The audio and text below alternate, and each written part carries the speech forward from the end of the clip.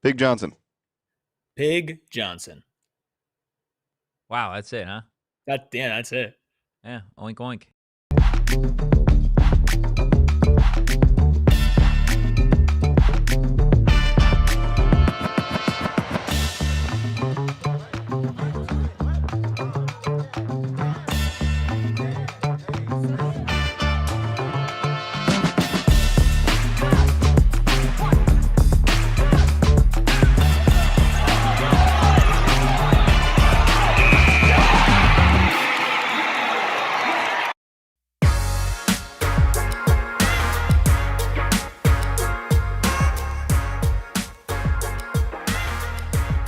Happy Thursday! Welcome into the PHNX Sun Devils show. I'm Anthony Totri, joined as always by my lovely passenger princess, of course, Erik Ruby. We have the deli man behind the Mac making all of the magic happen. Did I make you blush there, Rubus? A little bit, yeah. I'm giggling and kicking my feet over here. Hit that like button, hit the subscribe button, drop a 5-star review wherever you get your podcasts. I don't want to hear anybody in the chat say we didn't talk basketball yesterday, because we did a whole post-game show that if you missed it, go check it out. We went longer than I think we thought we were going to go, nearly an hour, talking about Arizona State's 7-point loss to Arizona, but that's it. That's all we're going to be talking about. Hoops. That's past us. We're done. We're back on the straight and narrow talking about college football, because that's what we do, Erik. We talk about college football. Yeah. It's going to be one of those days. It's going to be one of those days with Erik here. You used to have those days with me all the time, though. Yeah, I guess that's fair. Totri would throw me like a question that took him 1 minute to ask me, and then I'd be like, I don't really know. Yeah, my favorite was when we would come up with stuff to talk about, and then we'd get to the show, and Shane would be like, I don't really want to talk about it. Yeah. It's like, okay, well, we got a whole segment we're going to have to just crawl through here. But thankfully, Erik, over the last 2 weeks, a lot has happened in the transfer portal. This conference, I think, has completely been shaken up by a few teams, both in a good way and a bad way. And I think we're going to spend the next hour or so really getting into some winners and some losers, at least through the last 2 weeks. And again, the portal officially closes on January 16th. For those of you that don't know what that means, it means that at that point in time, players can no longer enter the transfer portal. Now, players that still have their name out there that have already entered the portal, they are still able to commit and make their decisions and do that. Pretty much you could be in the transfer portal till the end of time, as long as you are in the portal prior to the 16th. Now, those rules are slightly different for grad transfers. Grad transfers at a certain point in time, they have a different, not window, but they have a different length of time to actually enter the transfer portal. So there is a chance you still see a couple grad transfers here or there throughout the country enter their name in the transfer portal. But again, January 16th, Friday, will be the final day that you have players entering the transfer portal. And Rubus, I mean, this conference really does feel like it has landed some punches in some big ways and also taken some. Yeah. No, it's been interesting. There's a really big shakeup, it feels like, in the Big 12. And it's not just with the Big 12. It feels like all conferences are kind of getting shooken up every single year now. But this is a conference that kind of feels like it's based in a little bit of craziness, right? There's a little bit of wild child in the Big 12. And this transfer portal cycle, I think we saw it here locally. And then you look around at some of the other schools we'll talk about, and again, you're looking at a very different makeup for a lot of teams going into next year, even the good ones, even the ones that were in, the Big 12 championship and that won the Big 12 championship. Big shout out to Shaman, who's in the chat. Nice to see you, man. PHNX Sun Devils faithful. Shaman, we need you DM the social account, man. We need to get you in here. Like, yeah, what's going on, enough of you just in the chat. We need you pulling up with a mic, ready to rock. Let's get you on the show, man. I think we could really benefit from having somebody like you that's always in the chat. So definitely DM the account. We'll get you in here as soon as you're available. But sorry to cut you off there, Rubus. I know you have a lot of really awesome things to say today. Yeah. Oh my goodness. Look, let's not waste any time here. Let's get into we'll kick things off with Arizona State. As this is an Arizona State podcast, and I know we've talked a lot about these guys really throughout the last several weeks. But in terms of winners and losers, Erik, I'm not sure Arizona State is the number one team in the conference, but it definitely feels like this team was a winner through the last 2 weeks with some major additions on offense in Omarion Miller and Reed Harris. You add Owen Long to that defense that lost a couple big linebackers. And then, of course, the obvious departures, Sam Leavitt, Raleek Brown, and depending on who you are, Josh Atkins. You know, it's a weird situation for Arizona State because I do feel like they had a really, really strong class with some really big names like the ones that are on this graphic. But I also don't know if any other Big 12 team lost as much talent in the transfer portal this cycle than Arizona State. You lost the number one player in the portal in Sam Leavitt. That's a really big hit.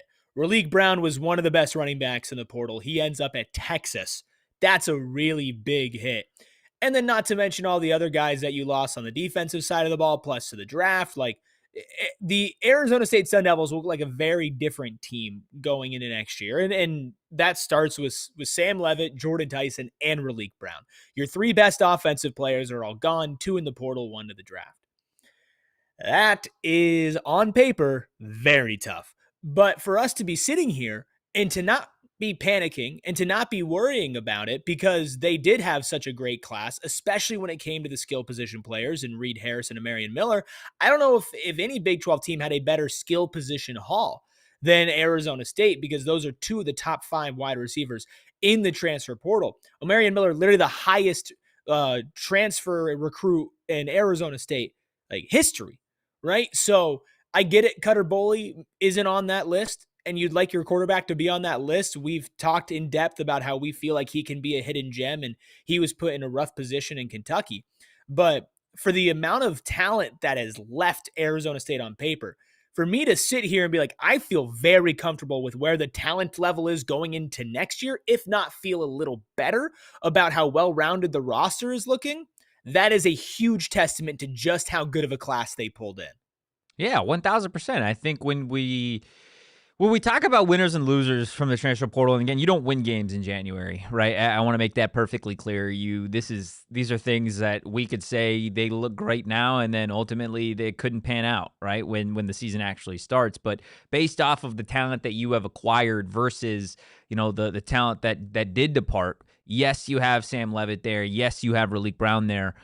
Which, again, on the flip side, if you want to spin it in a positive way, I know you're saying your spin zone, is like it freed up a lot of money, right? It freed up a lot of money to go invest elsewhere at other key positions like wide receiver, like the secondary, which lost a lot, right? And again, we're not talking necessarily about players that ran out of eligibility or declared for the draft. That's why you don't see Jordan Tyson on that list. That's why you don't see Keith Abney or Ghost Rouser or Jordan Crook on that list, right? Or even Shimon Mateus in the chat. But I think in terms of being able to retain players while also going out there and recruiting high-level talent from the portal, that's exactly what Arizona State did this portal cycle. And yeah, you would love to have your quarterback on that list. That's just not where you're at this point in time. And if you go back to when Sam Leavitt was added to this roster, right, Sam Leavitt wouldn't have been on our key additions list, right? He was just another guy that was coming to Arizona State that had potential to maybe be eventually the guy for Kenny Dillingham and the Sun Devils, and we know how that story has played out over time. So I think if we have this conversation about the talent that you got, right, the Reed Harrises, the Omarion Millers, the Raiden Vines-Bright, the tight ends you got in Christian Ingman and Anthony Miller, the running backs that you were able to add, and then defensively, like the secondary and defense realistically are completely rebuilt versus the talent you lost. I think we can sit here and say, yeah, Sam Leavitt, Raleek Brown, you had to take those ones on the chin, right? They absolutely hurt. In a perfect world, sure, you'd love to keep those players here. But I think the reason why I can sit here, and I'd love to get your thoughts on this, of why I feel like Arizona State is a winner, not just because of the talent that they added, but like outside of Sam and outside of Raleek, are we really going to sit here and say that they have been gutted via the portal like some of these teams? I don't think so, right? Like, I think you lose Javen Robinson. I think it was probably the right time for that divorce. I think you look on the offensive line with Josh Atkins. I think it was, maybe a long time coming for that divorce, ready for a new look on the offensive line. And then who else did you lose that was an impact player? Right? Like Tony Lewis and Kuba, I think is going to be awesome at UNLV, and I would have loved to have him stay here, 1,000%. Zechariah Sample, I would have loved to have him stay here at Arizona State. He's still looking for his new home, right, in the portal. So, like, in the grand scheme of things, you didn't lose a ton of contributors. Yes, the high-end talent you lost, and that sucks. But in terms of, like, winning and losing, you didn't lose a ton of talent via the portal. No, you didn't. You lost a lot of, like, potential talent in the portal, and players that if they were on Arizona State, in all fairness, we would be sitting here right now, especially with a couple of them talking about how we think they're going to be legitimate contributors on a good team next year. So that's not Absolutely. to dismiss them, but as far as like actual contribution on the football field last year, you lost Raleek and you lost Sam and you lost Atkins, right? Like those are the three. Like you look at the other highest rated players that are in the transfer portal for Arizona State, you're looking at a Chris Johnson the second. You're looking at a Noble Johnson, right? Like you lost Kanye Two players Udo, that didn't really play last year for ASU. right, and that's what I'm saying. Like you lost Kanye Udo, who didn't really play for Arizona State last year either. Like you lost Tate Romney, who did see the field a little bit during the season. He was a rotational piece for them, but by no means like a mainstay of that defensive roster. Again, but you are still losing the best player in the transfer portal. Per obviously the rankings, and everybody's subjective to their opinion, but you lost Sam Levitt, you lost really like those are big, but also none of us expected Sam Levitt to be here next year. How many of us expected going into the season that Sam Levitt would be the quarterback of Arizona State in 2026? Going into the season, no. No. Yeah, Everybody thought didn't he'd be think he'd be back. Everybody thought he'd be a first-round quarterback, right? So him going to LSU, it changes. How he exited changes, but like not surprising to me. Like Yeah. I didn't expect Sam Levitt to be back in college football, let alone back at Arizona State, right? So you did lose some players, but I mean, you think about how many players were in the portal, right? Over 10,000 players were in the transfer portal. Arizona lost 19. Arizona State lost 19, right? And of those 19, Sam Levitt, Raleek Brown, Javen Robinson, those are your three that got like legitimate actual, and Josh Atkins, so four. You had four guys that played legitimate actual like snaps for you. And by the way, Sam Levitt didn't play at the end of the season. So you lost less players that were in your rotation legitimately than I have fingers on one hand. That's not bad. Yeah, I mean, again, you'll take that, and I think there's a comment from Sick Paths that I want to get to that I really like talking about Indiana, saying Indiana, based on rankings, has a team full of nobodies. Doesn't play that way, right? Like, how many teams did Indiana play this season, specifically in the last month and a half, that you would have sat up there and said this other team's got the better roster, right? Like, I mean, Shane and I had this very conversation between Indiana and Ohio State. On paper, Ohio State should beat every team in the country's ass up and down the field for 4 quarters, point blank, period. And it wasn't a blowout, but Indiana took care of business. You look on paper, Indiana versus what? Alabama. It's probably a little closer, but you're still probably leaning Alabama, right? Based off of what you see on paper, what you see via the transfer portal. Alabama got their ass beat and sent back to Tuscaloosa. Oregon, one of the best teams year over year in terms of recruiting talent on paper and getting players from the transfer portal. Look what happened to Dan Lanning's Ducks.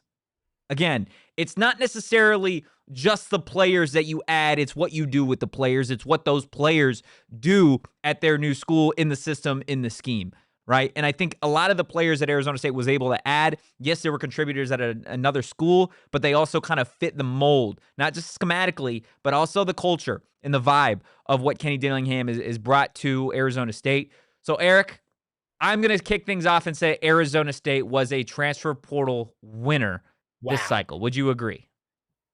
Wow. I mean, bold statements. Bold. Yeah, absolutely. Absolutely. On the margins and not on the margins. When it comes to mainstay power hitting, you got one of the best linebackers and two of the best wide receivers in the portal, plus one of the top edges as well. Like, yeah, they're, yeah. 1000%. Shane, would you agree? Big time dub. Yeah. Oh, there's a little something there. Well, it's because Uh-oh. if it like there's a reason why their incoming rank there's a reason why Oklahoma State has the best transfer portal class, the second best transfer portal class in the Big 12, depending on who you ask. Because they absorbed North Texas. Because they got a lot of players. Yeah. That doesn't account for the players that left.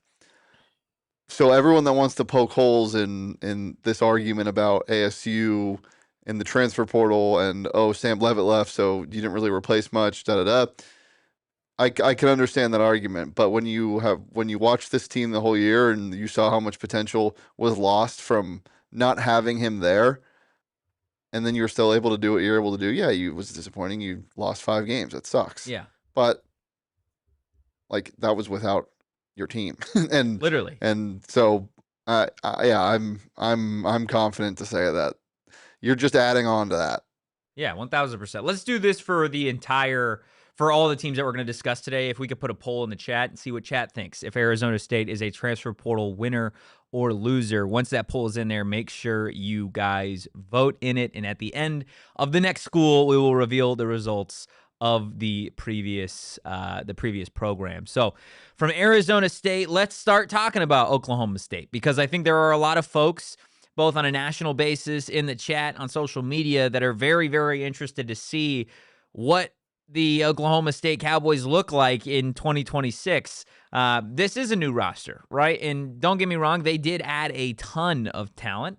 They did lose some of the guys that were on that squad from a year ago, regardless of what the actual team did in 2025. But let's start with the additions. Literally a team that absorbed North Texas. The 3 highest rated incoming transfers for Oklahoma State are the 3 top dogs that were at North Texas, starting with maybe Shane's favorite name, quarterback, Drew Messemaker, who was an absolute animal at North Texas last year. And I know there's going to be folks that say, oh, they didn't play anybody, which is fair. But also, when you don't play anybody, you should dominate. And that's exactly what Drew did at North Texas. Over 4,300 yards through the air, 34 touchdowns, 9 interceptions. They just dominated the competition. Part of the reason why their coach is now the head coach for Oklahoma State. But it doesn't just stop there. Maybe the best addition for any team in the Big 12 is Caleb Hawkins, a running back from North Texas that transferred to Oklahoma State. Do you know statistically what Caleb Hawkins did in 2025, Erik? I know that he was a killer. He was a killer. He's a 4-star in the portal. The highest rated running back in the portal this cycle, over some dudes, including Raleek Brown. This kid had 1,434 rush yards last year as a freshman. He's 6'2", 200 pounds, and found Pater 25 times. They dominated, and he was a big reason why. And of course, we just talked about Drew Messemaker, right? Quarterback. Well, of course, it wouldn't be complete if Oklahoma State didn't add his favorite target at wide receiver, Wyatt Young. Wyatt Young with 70 catches, 1,200 yards, and 10 touchdowns himself, averaging 18 yards per reception. Oklahoma State, yes, they absorbed North Texas, so of course their rankings are going to be super high. The talent that they got from North Texas feels pretty good, man. Yeah, and this is also an Oklahoma State team that has not won a Big 12 game in 2 seasons. Literally. Right? And I'm not even kidding. I think if you put North Texas in the Big 12, the last 2 seasons, I think they win 1 game, at least. They probably beat Oklahoma State. Yeah, they probably beat Oklahoma State. This is a very, very interesting situation with Oklahoma State. I do think that they'll be better. They also lost 64 total outgoing transfers. They brought in 49. They're losing 64. Now, again, it's Oklahoma State, so that's fine. Like, it wasn't working. You lost your coach. Gunnar Gundy is selling his Oklahoma State official licensed merchandise for 90% off on a Snapchat story. And that's a real story. I'm not making that up. You're fine. Like, you're moving on from that. It is a lot of pieces. We've seen at Arizona State that you can piece together a lot of different things and put together a good team. I don't know if they walk in a top team in the Big 12, but they might be the most improved. Like, Messamaker is a hell of a quarterback, man. And getting his two best weapons and the coach that he's comfortable with, and I'm sure that they're going to fill out some other non-North Texas players on that roster as well, and they have. Like, it's going to be a good situation for them. I don't know how great they're going to be. I don't know if they're going to be a Big 12 contender, but if you're an Oklahoma State fan, you have to feel comfortable you're at least going to pick up more wins in the Big 12 this season than your last two combined.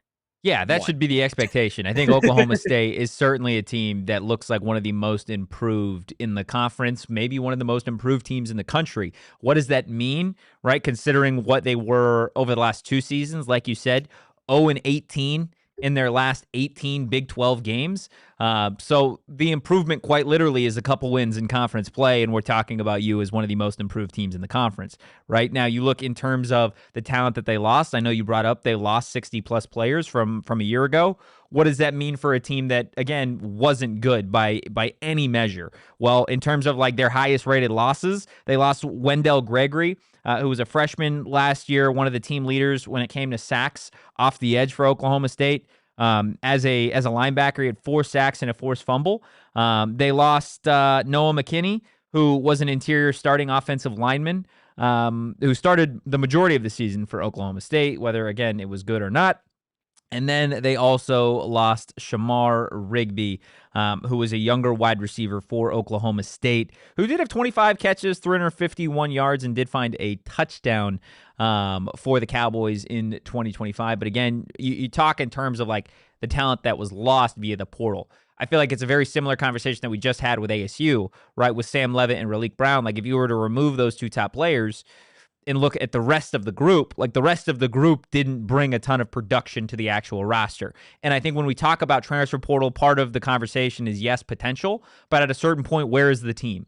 And this is a team that I think for Arizona State, and I know we're still so many months away, this is going to be one of the most important seasons in Arizona State history, right? And I know that was your calling card a season ago, but I think if you look at what the investment has been in the program financially, yeah, you're going to need Kenny Dillingham needs to get this team back to a Big 12 championship, right? To be like, look what I did with the resources, look what I did with the win. So like, you can only play with potential for such a long period of time. And I feel like that same conversation with Oklahoma State, like, they didn't lose a ton of production. Did they lose the starting offensive lineman? Sure, but a team that didn't win a Big 12 game, right? And I think that's the conversation as it relates to Oklahoma State. So for me, Erik, I think it's pretty clear Oklahoma State is a winner through the last 2 weeks in the transfer portal. 100%. How could you not be? I mean, the standards for them are really low. I think the fact that you have hope, you've got a 5-star and 2 4-stars that are coming in from a very, very killer offense in North Texas.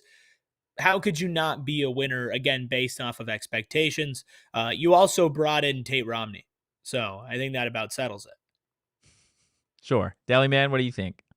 Yeah, I mean, they were dug out of the mud and replaced an entire team. So I'm in. He's a Cowboy at this point in time. The poll finished for ASU as an 87% winner. Oklahoma State is finishing as a 75% winner. Love that. Love that. Let us know in the chat if you guys think Oklahoma State is a winner this transfer portal cycle. Still 4 teams to get into. Hit that like button, hit the subscribe button, drop a 5-star review wherever you get your podcast. We're going to see you guys on the other side of our first break. Look, if you want to go fast or if you want to watch athletes go fast, well, we've got the perfect event for you. Look, we already know that Phoenix is one of, if not the best sports city here in America, but this spring, it's about to raise the bar to a whole new level because for the first time ever, NASCAR and NTT IndyCar Series, they are racing during the same weekend this spring at Phoenix Raceway. It's the kind of energy you really have to feel in person. And if you want the best access in motorsports, of course, we're talking going inside the garage, walking the track, meeting the drivers, and of course, catching that pre-race concert. Well, make sure you upgrade to the Desert Diamond Casino in-field experience. You can watch the 2025 Cup Series champion Kyle Larson return to the track where he won it all just a couple months prior. The 2026 Spring NASCAR Weekend at Phoenix Raceway is making history again with NASCAR and NTT IndyCar Series sharing the same track on the same day, and you're not going to want to be able to say you weren't there. Make sure you secure your seats now at the link in our description.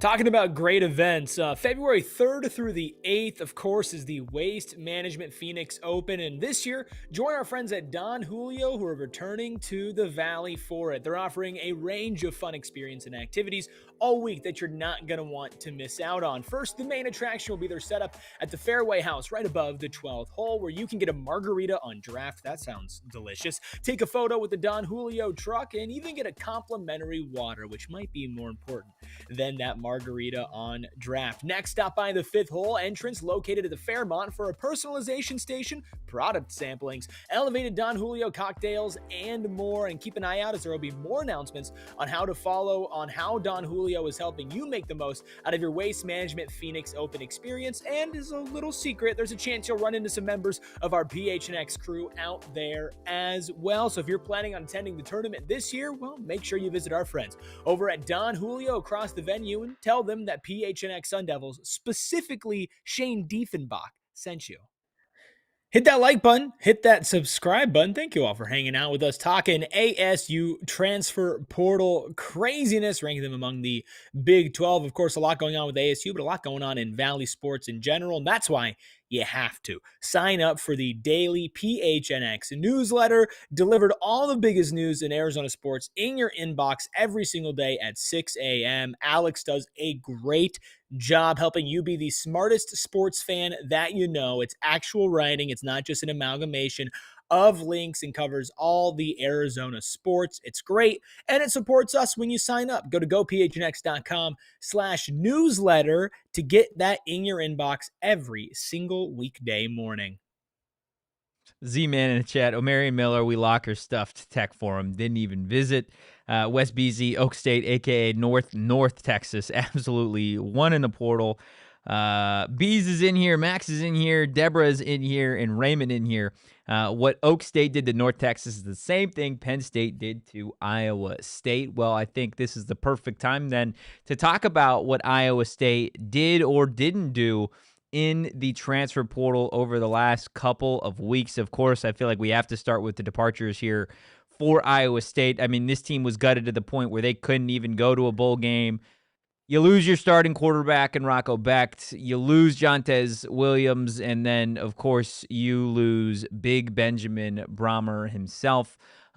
This is, again, like somebody said in the chat, the top talent at Iowa State is now set to play for the Nittany Lions in 2026, Erik.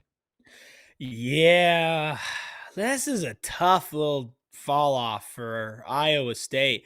I mean, they don't have like the worst transfer portal class incoming in the country, but when you look at who is leaving, it's a tough situation for a program that had been so consistent, that had been so good, and unfortunately, you just can't say what they're going to be next year, and that's just unfortunate. Right. They also lost Chase Sewell in the portal. And that is a receiver that they definitely could have used going into this year. Like they basically also going to Penn State. Yeah. Well, yeah. Also, I mean, basically whoever they lost is basically going to Penn State. They lost Caleb Bacon, who was a 4-star linebacker. He's going to Penn State as well. Like you've got so many players. Carson Hansen, who had a really great season, he's going to Penn State. Yeah, man, it's just really, really, really unfortunate what's been happening to this program. Now, hopefully they can rebuild, and they do have a lot of incoming transfers. So hopefully they can maybe, get lucky with a couple of those. But the reality of the situation is they have 55 outgoing transfers, and not just in quantity, but in quality. It would not shock me if Iowa State ended up being one of the worst teams in the Big 12 next season as they try to rebuild their program. Yeah, I agree. I think at this point in time, you look at Iowa State and everything that they had been through, and a number of teams are going through it with the losses of their coaches. Now, I think Iowa State is maybe one of the bigger schools that is dealing with this, right? Given the fact that their head coach completely got poached from the Big 12 to the Big 10, and Matt Campbell he was given an offer that he simply couldn't refuse at Penn State. Now you have Jimmy Rogers there, who is or was the coach at Washington State last year. Obviously, a big reason why they were able to get Isaac Terrell on this Iowa State team, who had 7 sacks last year for the Cougars. So I think that's solid. But outside of that, some of their highest rated transfers are guys that most college football fans probably haven't heard of, right? Cody Jackson, who was at Tarleton State last year, did solid things, right? Nearly 800 yards receiving, 6 touchdowns on 53 grabs. Like, that's solid work. Another one, Seth Johnson, a DB addition from Montana State. Like, fine, but like what you lost, right? A team and a program in Iowa State that we'd been going in the last couple of seasons, Erik, saying, yeah, this is a competitor. This is a team that you fully expect to be in the thick of the Big 12 championship race over the last 3 weeks of the season. Hell, this is a team that 2 years ago, Arizona State was playing in the Big 12 championship, right? Mm-hmm. And now here we are in 2026 saying, well, this is a team that probably is going to be really at the bottom of the barrel for some time now. Granted, again, you don't win games in January. Arizona State, how many seasons ago, was picked to finish dead last, and we know how that story went, right? So, like, sure, things can happen. Crazy things happen all the time in college sports, just sports in general. But yeah, I think right now the overall picture of what Iowa State football is going to be in 2026 is unfortunately pretty grim. Yeah, it looks like it. Like you said, we'll have to see, but it's just so many unknowns, especially coming together. Not that it can't work, but do they have a Kenny Dillingham-like coach? I would say odds are no, even though you still have to see and figure out here. But I will give them credit in one sense, and it's maybe the most important credit when it comes to the Erik Ruby transfer portal grading scale. And that's that they have some fantastic names that they're adding. How about Jaheim Singletary? That one's not bad. What about Salahaddin Allah? Wow. That's, again, last name Allah is incredible. What about a little Bryson Lamb? Huh? Lamb is a last name? What about Tyler Fortenberry? Eric's listing. He's listing things again, yeah. I don't care. This is fire. Donovan Fitzmaurice. Come on. That's great. And I think this one will be Shane's favorite. Sullivan Schlimigan. Wait, I need that one more time. Sullivan Schlimigan. He's got to be a long snapper. He is a linebacker from Washington plays with toys. State. He plays with toys. That might be my favorite way to say a guy isn't good at football. He plays with toys. He just plays with toys on the sidelines. But you said all the specialists play with but they were all playing with toys. And they all weren't very good. But all special team, yeah, true. All special teamers play with toys. Not all players are special teamers, and not all players play with toys. The trapezoid of toys is when the dissection of the trapezoid of toys. Get the deli cam on while you're explaining what's going on here. The salami surveillance, if you will. It's on the ground. What a show today. This show's gone off the rails. What a show. I will say this too. Maybe the best profile pictures of all the incoming transfers as well. Why is the deli cam so crazy right now? I don't know. Yeah, what is going on there? Are you in the upside down? I don't know. Who's behind you? Your trapezoid, sir. Yeah, so the trapezoid of toys is where special teamers and bad players meet. So not all bad players play with toys because some of them actually have to play, but all special teamers play with toys because they only play like 5% of the game. So, quick follow-up before we move on. Can good players also play with toys? No, they cannot because they're not allowed to, or they simply don't. They can't because they have to play football. They don't have the time. Yes. So the bad players that don't get snaps play with toys, and all special teamers play with toys. And so not all players that aren't special teamers can play with toys. Only bad ones can. This all makes so much sense. Iowa State is an 84% loser in the transfer portal. Yeah, I'm going to go ahead and say that Iowa State... I would say they're 100% loser. Yeah, I would say they're definitely a loser for a number of reasons. But specifically, this transfer portal cycle big loser. Yeah. Here's Ruby. Sometimes this dude you can't get him to shut up. And then sometimes we have days like today where he's like, yeah. Days like today come maybe once a year. Yeah. Let's be honest here. I'm glad January 15th we can get a day like today just out there, put it behind us for the rest of 2026. Oklahoma State was widely considered a winner through the poll, correct, Shane? Big winner. Big winner. Well, let's go to Colorado and let's see what the Buffs have done. From a winner to a loser. Via the last several weeks. I think this one potentially is depending on who you're a fan of, is going to swing a couple different ways. I want to start with the departures here as it relates to Colorado because there were definitely some big ones, most notably Jordan Seaton. Maybe going to be one of the highest paid offensive linemen in transfer portal history. I believe he is set to visit Texas, I want to say. But somebody that was an absolute cornerstone for Colorado last year was the premier guy that they were able to get via the recruiting cycle. He is now in the portal, a late addition to the transfer portal. Omarion Miller, of course, their star wide receiver who ended up still in the conference at Arizona State.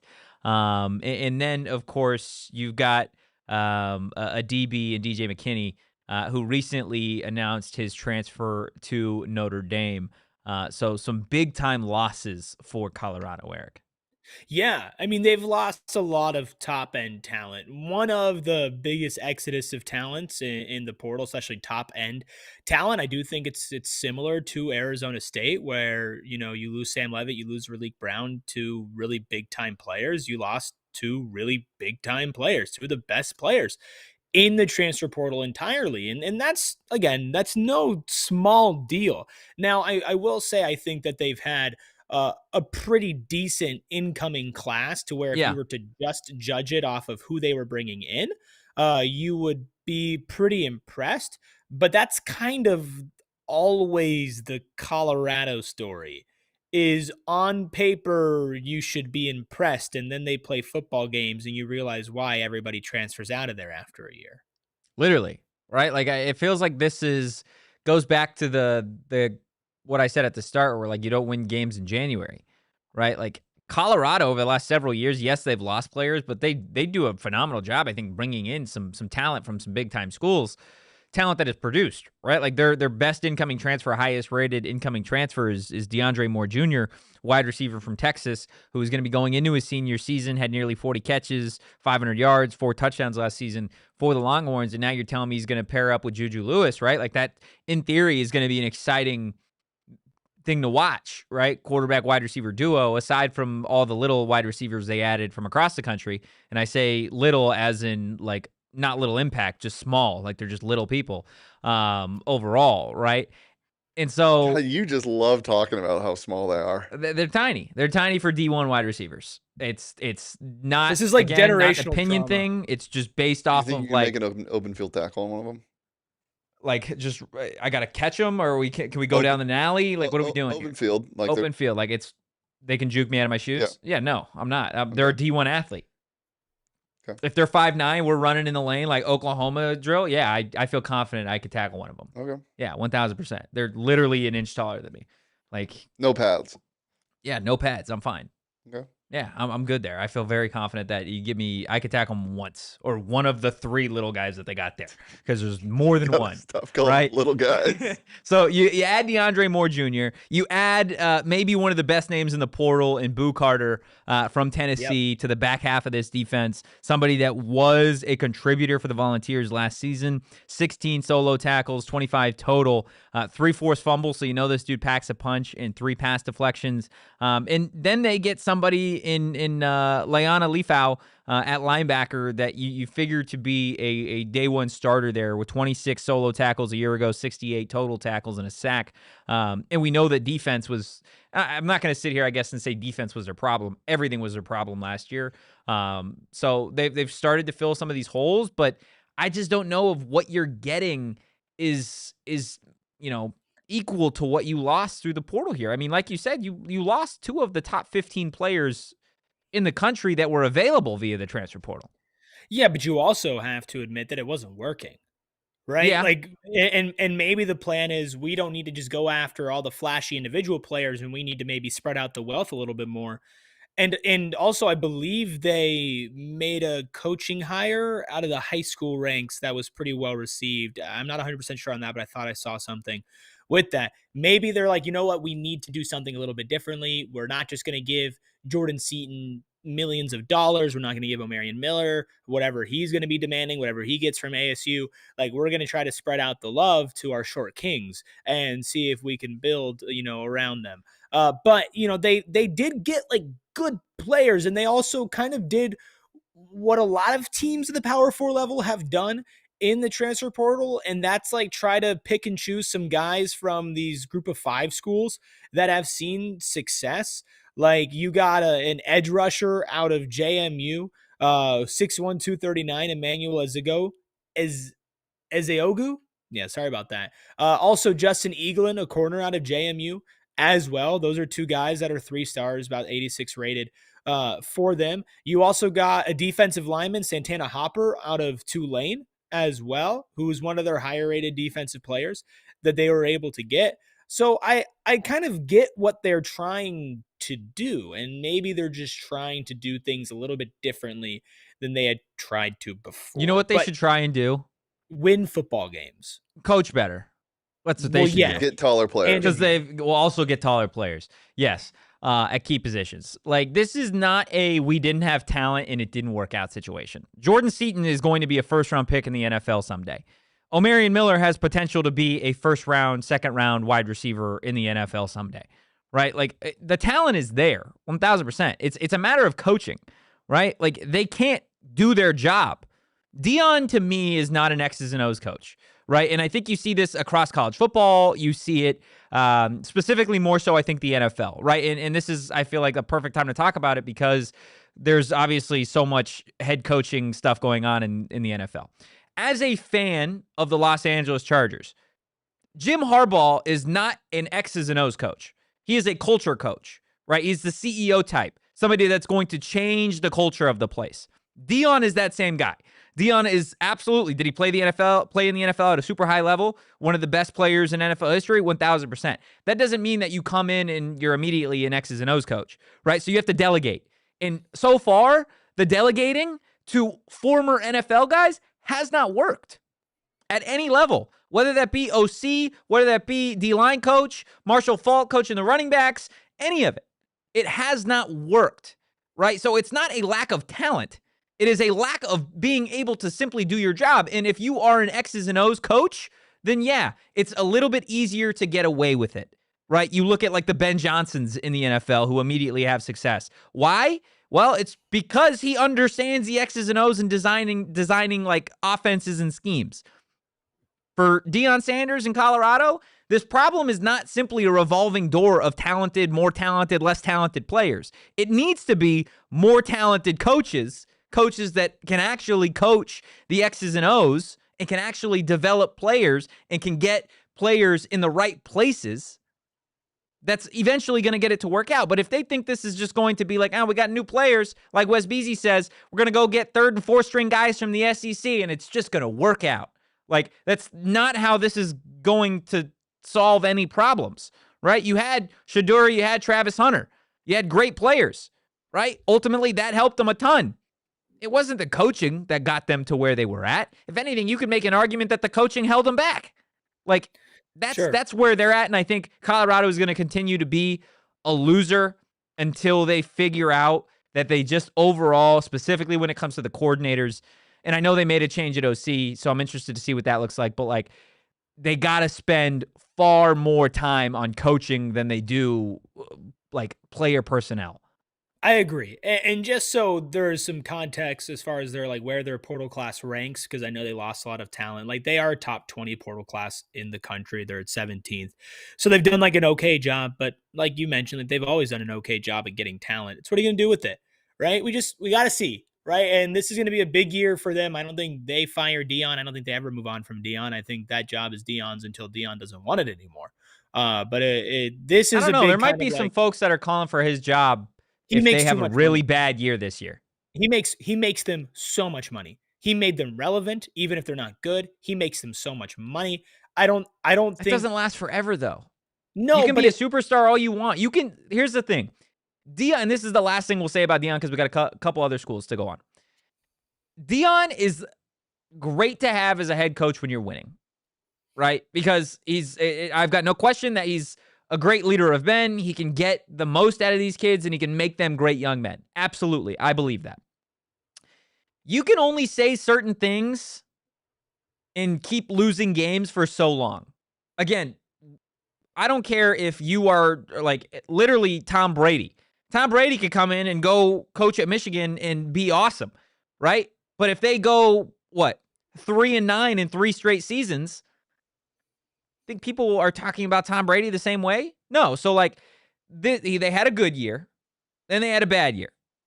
Now, what happens this year? If they have another really bad year after losing Seton and Miller, is it a different conversation? Do I think he gets fired? No, not right away.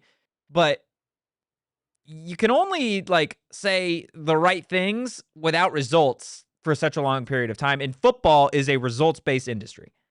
Sure, I agree. My only thing is Colorado was maybe the most irrelevant program in college football before he got there. He's going to have a long leash.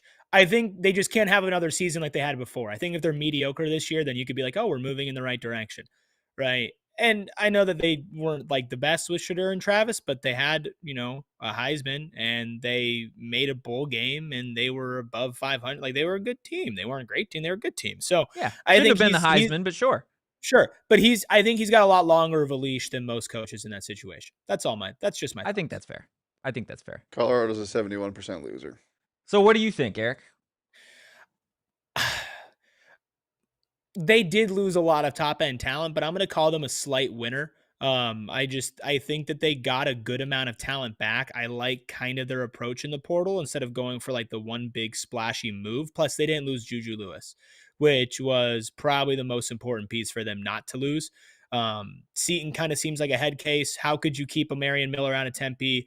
Maybe like a 52% to 48% winner because they lost a lot of talent. But I do think Colorado will be better next year than they were this year. And that to me makes them a little bit of a winner. I think that's fair. I'm going to go ahead and say they are a slight loser on the opposite end. Yes, they Totally did bring fair. in good talent, but I just think that the players that you lost in over time have continued to show that you can't develop.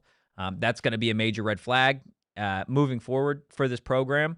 They did get some good players. I'm excited to see what Colorado looks like here. Got a couple other teams to hit, and we are going to hit a break here shortly. I just want to get to Gerald's comment here saying, calling you out again, Totri, talking about Tommy Lloyd, saying that he hasn't accomplished anything in March. 3 Sweet 16s in his first 4 years as a head coach. Even title-winning coaches like Coach K had early exits in March Madness in his career. I guess we'll see, right? Because every year I hear the same thing from y'all folks in Tucson. I got nothing else to talk about of like your college basketball team is so great. You got a national championship contender. Last time I checked national championship contenders, they make the Elite Eight, they make the Final Four, they make the national championship, something Tommy Lloyd has yet to do in Tucson. Is he a really good college basketball coach? Absolutely. Is he off to one of the greatest starts in college basketball history? Absolutely. But until you win something worth talking about, then I think I'm correct. I think I'm correct in what I have to say here. Make the Elite Eight, make the Final Four, do something worth talking about, because last time I checked, the big dance is a little bit longer than the Sweet 16, right? Not like U of A fans would know, at least in recent history. So we can revisit this conversation in March. But we are going to continue talking about college football and transfer portal winners and losers in the Big 12 on the other side of our second break. Doing your research in every aspect of your life is important, but especially when things get serious, like an accident or an injury. And that's why the lawyer you hire, well, it matters. We did the research for you. Mark and Alexis Breyer, the husband and wife law team, are the #1 option in Arizona, not just because their team brings hundreds of years of combined trial experience, but they also have multiple certified specialists in personal injury and wrongful death. The practice is 100% dedicated to injury and wrongful death, experienced and specialized, and equipped with the expertise to handle every single aspect of your case. From the day that the firm opened, their focus has been on helping people during some of the most challenging times of their lives by providing an unmatched combination of personalized service and legal results. But it's not just the results, but it's how you get there as well. You can cancel your fee agreement at any time for any reason, and you can speak with one of their lawyers as often as you choose about anything you'd like to discuss. The reality is they care about you and they care about results. So if you've had a serious injury, call the husband and wife law team first at 602-783-8841 or visit the husband and wife law team link in the show notes and tell them that PHNX sent you. Look, after this show is over, I need all of you to go get in your car and go to the nearest Circle K location and take advantage of today's Inner Circle Fuel Day. If you're new here, then you probably have no idea what an Inner Circle Fuel Day is. Well, it's the perfect opportunity to save big on one of the most expensive things in life. That's right. Gas. Today, all day long, Inner Circle members can save 40 cents per gallon. Again, 40 cents per gallon. I'm headed there straight after today's show, as should you. Again, you got to be an Inner Circle member. Takes like 30 seconds to enroll. Go to the App Store, download the app, enter your email and phone number, and that's it. That's all it takes to be a member of Inner Circle. Next time you pull up to the pump, which is going to be today, right? Inner Circle Fuel Day, absolutely. Type in your phone number and boom. That's all it takes to start saving. Make sure you join Inner Circle for free by downloading the Circle K app today. Terms and conditions apply at participating locations. Visit CircleK.com for more details. Hit that like button, hit the subscribe button, drop a 5-star review wherever you get your podcast. Let's not waste any time here. Moving on to the Baylor Bears. Very, very interesting portal cycle for Baylor, with maybe one of the most surprising additions, or just like maybe surprising is not even the right word. But to add DJ Lagway at quarterback, that is certainly something that I think is going to be must-watch television with Dave Aranda still as the head coach for the Baylor Bears. They added Omarion Miller, which is actually another loss for Colorado via the portal, and then Erik Ponder transferring over from Southern Miss as a linebacker to Baylor. What do we think about the additions for Aranda's Bears, Rubus? Whew. This is interesting. If you wanted to find a team that had two of the most opposite quarterbacks of all time in back-to-back seasons, look no further than the Baylor Bears. DJ Lagway and Sawyer Robertson are two completely different quarterbacks, and that's kind of exciting. If DJ Lagway can be who everybody thought he would be coming out of high school, then this is going to be a dangerous team because he has the individual talent to go out there and to win you a game, right? A lot of games. But if he can't hit that, or if Baylor doesn't give him the best situation, well, then you're putting all your eggs in this basket that, might not end up feeding you that well. So I'm fascinated by this. I think it's a good shot for Baylor. I mean, why not take a chance? Dave Aranda kind of needs to take a chance. He is definitely on the hot seat, or at least you would think, even though he probably should have been on the hot seat last season too. And I said he was on the hot seat 2 years ago. My bold prediction was Aranda was getting fired before conference play started. Here we are years later, and he's just laughing at me. And we're going to go into the season again, and I'm going to say Dave Aranda is on the hot seat. Teddy Graham? Yeah, he does. He is kind of like a Teddy Graham, huh? You don't say it like you're not the one that has been saying that for 2 years. He does kind of look like a Teddy Graham. I think that's a fair comp. Teddy Graham Aranda. It's your comp. Teddy Graham Dave. No? Nobody? Look, I think DJ Lagway is going to be an interesting quarterback in this conference. Easily could be one of the best in the conference, given all the departures. Sam Levitt, Josh Hoover, obviously Sawyer Robertson. It's going to be wildly, wildly fascinating to see if they're able to get him to take the next step, because that was his issue, right? And I know everybody talks about the issues that Cutter Boley had at Kentucky. Well, guess what? DJ Lagway had the same issues, right? Turn the ball over far more than you want an elite quarterback to do so. He's an athletic freak. He's got a cannon of an arm. I'm interested to see if it works out for Baylor. You give him a new number one in Omarion Miller. I don't know what this defense is going to look like, which this defense was hot ass last year. So that is certainly going to need to make an adjustment. And then in terms of the departures for Baylor, they're not great either. Specifically, I think you lose Bryson Washington, who was, in my opinion, one of, if not the best back in this conference a year ago. You lose Colton Price, who I believe is transferring or transferred to Kentucky along the offensive line, and then Omarion Morgan. This is, again, like another defensive piece that the Baylor Bears had in 2025 that they're not going into the new season with. I think that they're a team that did lose some serious talent as well, but not nearly in the same way we talked about Colorado.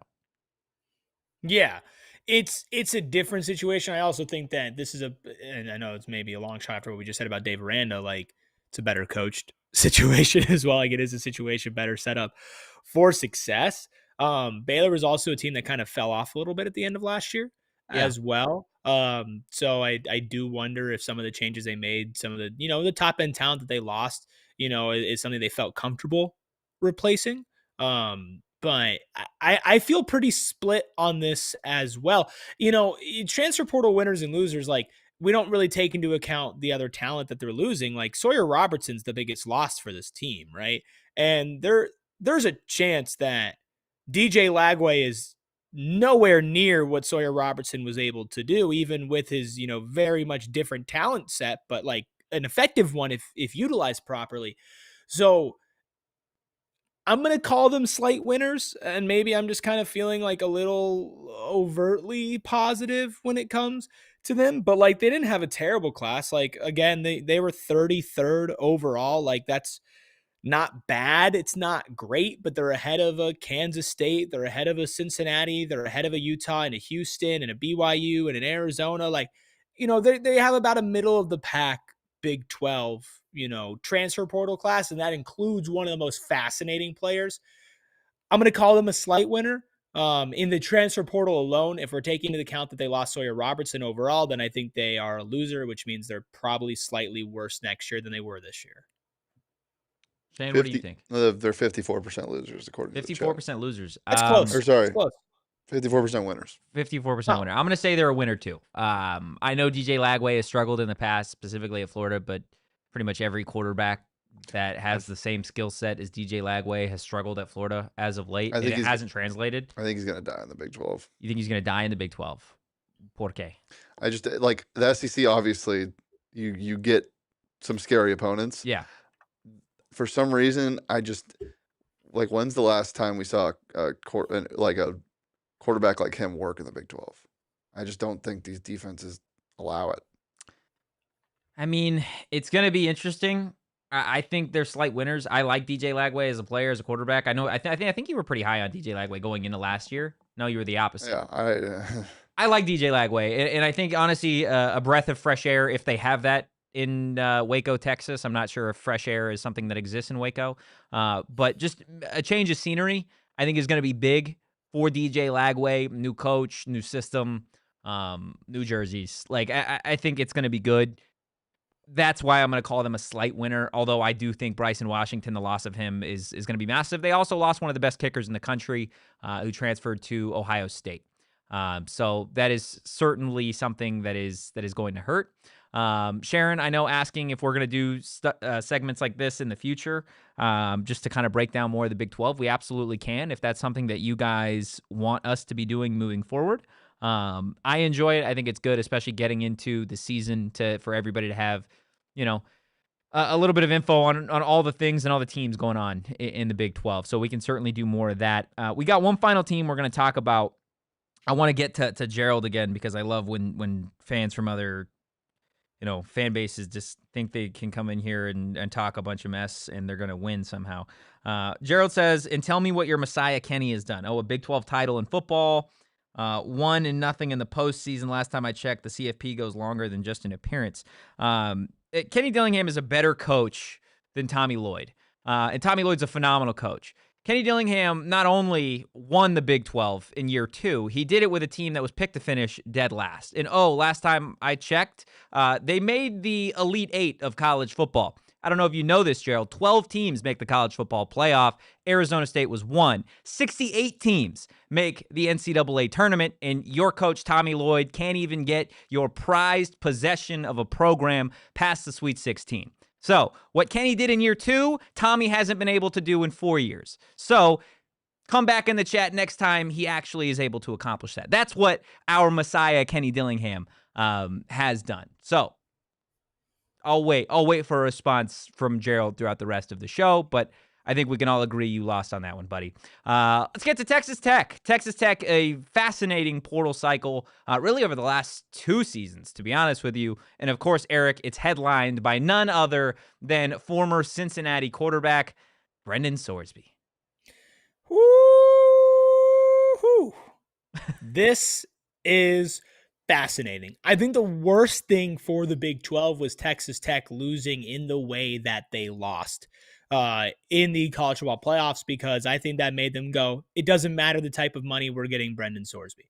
Like, we have to. We need to upgrade quarterbacks. I know you and I went back and forth on this between Sam Leavitt and Sorsby. I think Sam Leavitt has a higher pro ceiling than Sorsby. I do think that Sorsby was the best current quarterback based off of last year's production and current health in the portal. So Texas Tech, in my opinion, lands the best quarterback in the portal. I would have had Leavitt too. Not that big of a difference, but still something that I believe. You bring that guy in to this team and what this team has been doing, and man, this is scary. The addition of Sorsby alone, before we go on with the rest of the additions that they got, because they do have a very good overall class in just the overall transfer portal rankings. They are one of, I believe, 2 teams in the Big 12 technically ahead of Arizona State, and they're the only team ahead of Arizona State in the transfer portal rankings that has less commits than ASU. Texas Tech's a big winner. Maybe the biggest winner in the portal, just because I believe that they got the best quarterback in it, and they didn't stop there. Yeah, I don't know if they got the best quarterback in the portal. Again, I think Brendan Sorsby is a hell of a quarterback. My issues with Brendan Sorsby lie in the fact that he's a quarterback that needs to play with a lead. Based off of his style of play. And I think that was pretty clear at Cincinnati. Yeah, but was that Cincinnati or was that Sorsby? I think it was a mix. I think it was style, system, and what Brendan Sorsby was asked to do. And overall, he was not able to bring his team back. And you saw that, I think, early in the season. You saw it late in the season. I think this is a perfect fit based off the fact that Texas Tech defensively is always really good, especially with what they invest in the portal, what they have at the skill position along the offensive line. You could make the argument that this was one of the best rostered teams in the country last year, outside of what they had at quarterback in Barrett Morton, right? And they just upgraded, in theory, in Brendan Sorsby. I think this is going to fit. I think Texas Tech is going to play with a lead in a lot of their games in 2026, and you've got a guy that's a dual-threat quarterback. If he can really hone in what he does through the air, then yeah, I think he is certainly one of, if not the best quarterback in the Big 12. Do I think he's better than Sam Leavitt? No. And I think, again, like, one ended up at LSU, one ended up at Texas Tech. I don't know what each of these guys is making, but I imagine it's $5+ million each. So there are going to be high expectations, lofty expectations. If you're Brendan Sorsby, you have to understand that you are going into this season with a massive weight on your shoulder of, hey, you have to not only make the Big 12 championship, you have to win it. You have to go in the CFP, and you have to probably win a game, at least. Right? They're not paying you all this money to go to the CFP and do what you did and throw up a stinker like Barrett Morton and company did. Right? Especially given the fact that we just saw Oregon get absolutely whipped by Indiana. Right? So that tells you probably where Texas Tech was at in this whole grand scheme of things. Now, 100%. Part of what Texas Tech did really, really good last year, and I think that is a great model to have, is they invested a ton of money in the trenches, specifically on the defensive side of the ball. And Brendan Sorsby is great, and he's a flashy name, and he's one of the top players, or was one of the top players available in the transfer portal. Texas Tech did it again in terms of just continuing to add via the transfer portal on the defensive line. They added an absolute dog from Wake Forest who had a couple sacks and a forced fumble last season in Mateen Ibaragba. I'm probably destroying his name. I think that might have been it. Maybe. They added Adam Trick, which is a great name to have, I think, as a linebacker. 6'4", 242, 3 forced fumbles a year ago, 8.5 sacks at Miami of Ohio. So their defense certainly continued to reload on what they did well in 2025, but they lost some pieces. They lost Braylon Rigsby, a linebacker from a year ago. They lost Marion Horn, excuse me, who I want to say transferred to Wake Forest. I could be wrong on that. Maybe I'm just getting the Wake Forest thing in my head because of the Mateen edition. And then they lost Cheta Ofili, who was a young linebacker for that team, 6'4", 230. Again, didn't really play for Tech last year because of what they had at linebacker and Jacob Rodriguez specifically. But in terms of what they got versus what they lost, I think, again, Texas Tech, they may have been the biggest winner yet again. Yeah, I think that they are certainly in the conversation and probably the safest bet. I mean, they didn't lose a single 4-star prospect on their way out. They also got a 4-star out of Auburn and Malcolm Simmons at wide receiver to help pair with Brendan Sorsby to give him a little bit more assurance on that offensive end. And even just besides at the top of the defensive linemen that they added, they still added more 3-star, lower-ish end defensive linemen from Oregon State and from Washington as well. So they very much went deep in the trenches again. That's just important for them. They got another tight end out of Nevada who's maybe going to play, maybe not, as a weapon for Brendan Sorsby. And they reinforced their offensive line as well. And so I really do think that, no, they didn't do their offensive line. Sorry, that was said defensive line as well. They maybe need to do a little bit more in their offensive line. That's the only thing that's missing here. I don't see a single offensive lineman added in the portal. But other than that, huh?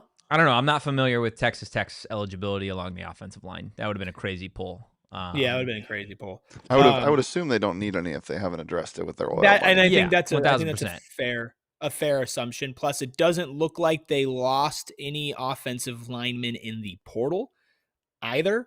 So that's kind of weird. All incoming and outgoing. There's not a single player along the offensive line. But they're clear winners to me. Probably on paper, the biggest winners in the Big 12, the safest winners in the Big 12. I think they probably brought in the best player individually that any Big 12 team has brought, and then they kind of followed up on what they did best. So, yeah, I'd give it to them, and I'm not afraid to say that. But once again, like you said, the expectations are on them. Like they need to win back-to-back Big 12 championships. They need to go deep in the college football playoffs. They're spending the money to do it. They have to. The expectations are on them. And we saw last year they were vulnerable. So are they going to be as vulnerable this year? Only time will tell. We'll see if they get some more oil money from what's going on down south too. Yeah, I mean, I think the foreign affairs definitely aren't helping the oil money for Texas Tech. Jokes aside, I think that Mastemaker is the best player that came into the Big 12. I think he's going to be nasty. I think it's fair, but you got to see it, right? You got to see it against consistent conference opponents. Sure. I think they could have Oklahoma State could have added the two best players in him and Caleb Hawkins. Yeah. Or Omarion Miller. 94% winner for Texas Tech from the chat. Yeah, I think that's fair. A lot of winners and still some big losers in the Big 12. That is going to do it, though, for today's episode of the PHNX Sun Devils show. Hit that like button, the subscribe button on your way out. No show on Friday because of the double dipping on Wednesday with a football and a basketball show, and then, of course, today as well. So at least the next time that we're scheduled to go live will be next Monday. But if you want to follow along with all the things that we got going on here on the PHNX Sun Devil show, give us a follow across social, PHNX_Sun Devils on X, on Instagram, and now for the first time ever on TikTok as well. So give us a follow on TikTok. PHNX_Sun Devils. Yes, Ellie, man. It's all going to be Totri dancing. It's just going to be me dancing. Yeah, that's it. Renegade. The Totri. occasional deli man sandwich tutorial. Nope. That's been negotiated. Is that a euphemism? No, you will be making sandwiches, whether you like it or not.